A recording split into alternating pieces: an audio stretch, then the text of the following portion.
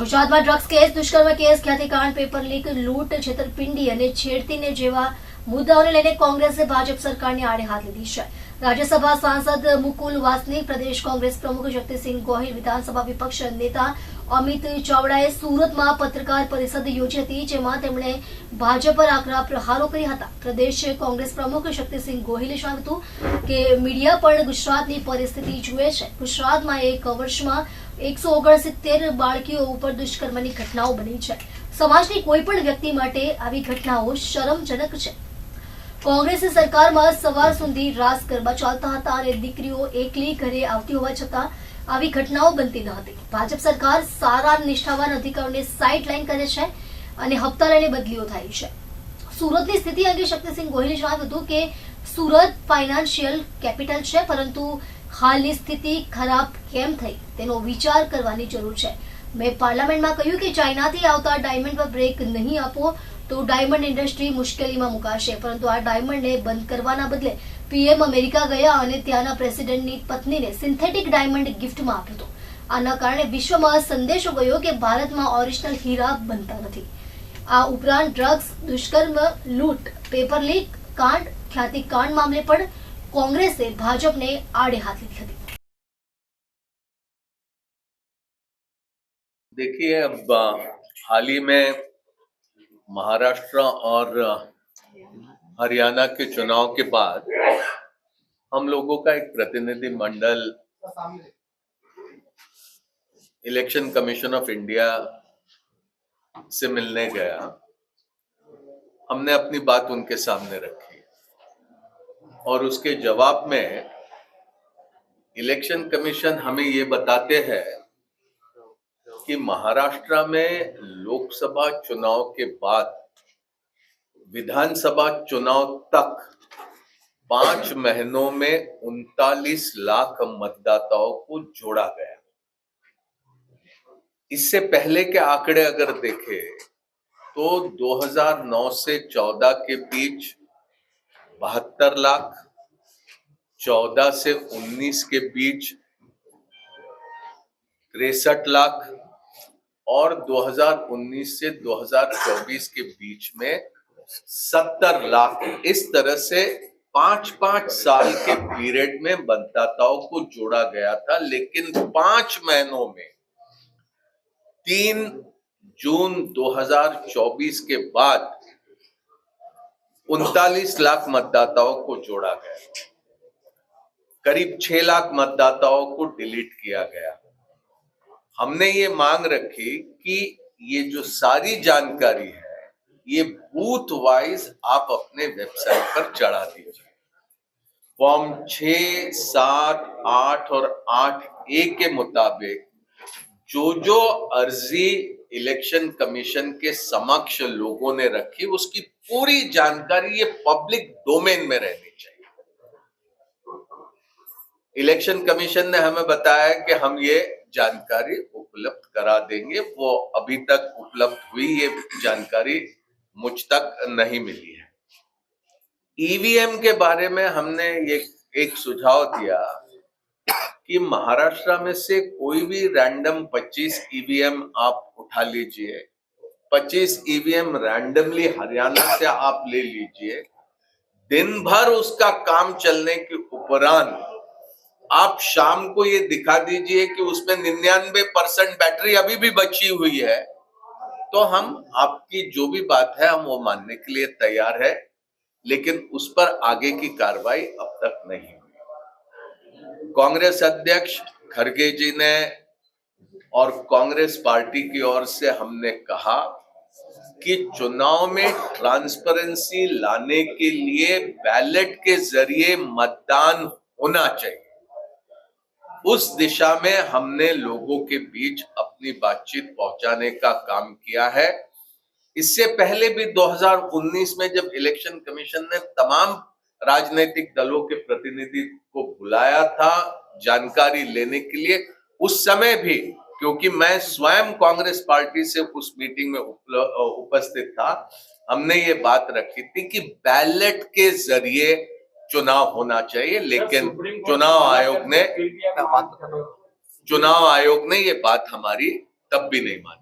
Supreme court ने मना कर दिया कि भाई बैलेट पेपर से चुनाव नहीं होंगे, तो भी आप उसी मांग को और जब देखिए आप कहीं पर भी जीतते हो तो आपको एक जिम्मेदार राजनीतिक दल, एक ऐसा राजनीतिक दल जो बहुत पुराना है, पहले चुनाव से लेकर अब तक के हर चुनाव में हिस्सा लेते रहा, हमारा यह हक बनता है कि चुनाव की प्रक्रिया को पारदर्शी बनाने की दिशा में अगर हमारी कोई राय है तो हम वो राय रखें, ये हमारा अधिकार बनता है। मैं नहीं समझता हूं कि इस अधिकार का अगर हम इस्तेमाल करते हैं तो उसके ऊपर किसी आक्षेप करने की आवश्यकता है। सर, मेरा एक सवाल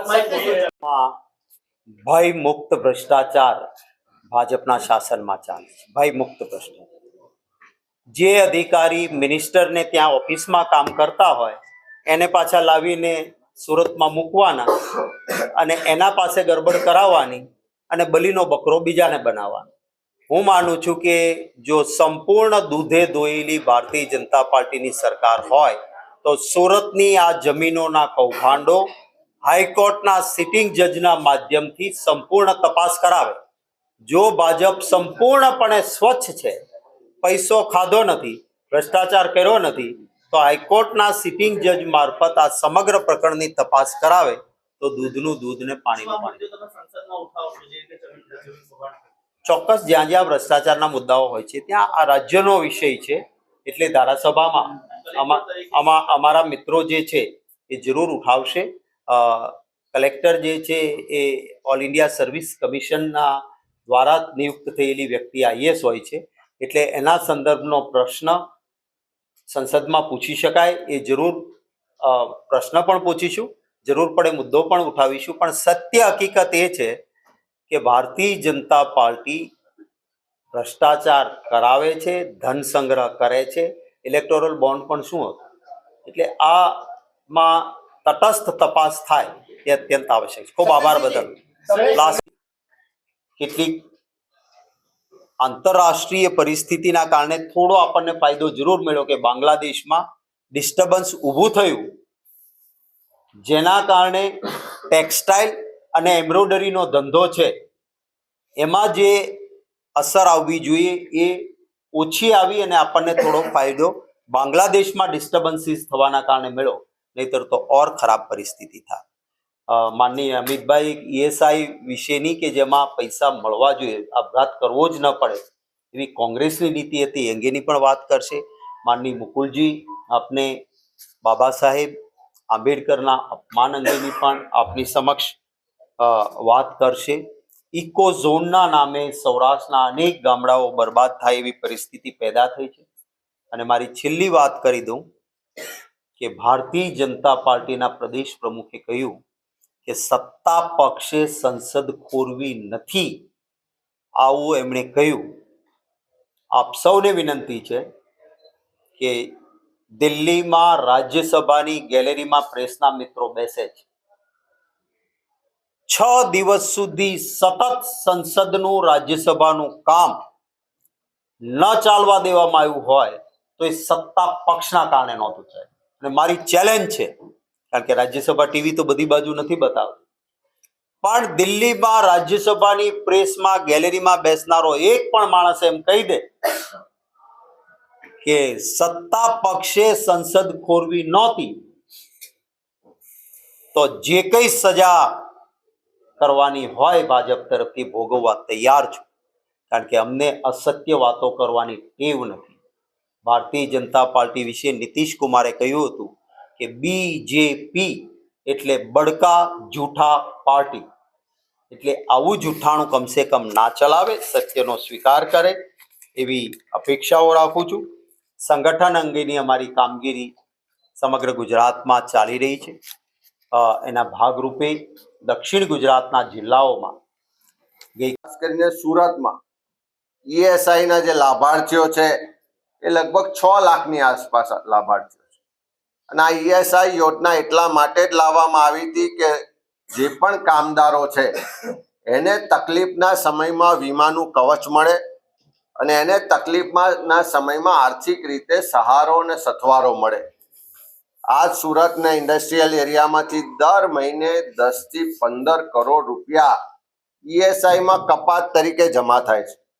આ છેલ્લા 5 વર્ષની સરાસરી જોઈએ તો 10 થી 15 કરોડ રૂપિયા દર મહિને જમા થાય. અને તેમ છતાં આ સુરત જેવા શહેરમાં કામદારોના આરોગ્યની ચિંતા કરીને જે હોસ્પિટલની વ્યવસ્થા હોવી જોઈએ એ ESI ની યોગ્ય સુવિધાવાળી હોસ્પિટલ કાર્યરત નથી. સાથે સાથે જેમ મેં પહેલા કીધું 3 લાખ રત્ન કલાકારો નોંધાયેલા છે, પણ 10 લાખ કરતા વધારે કામ કરે છે.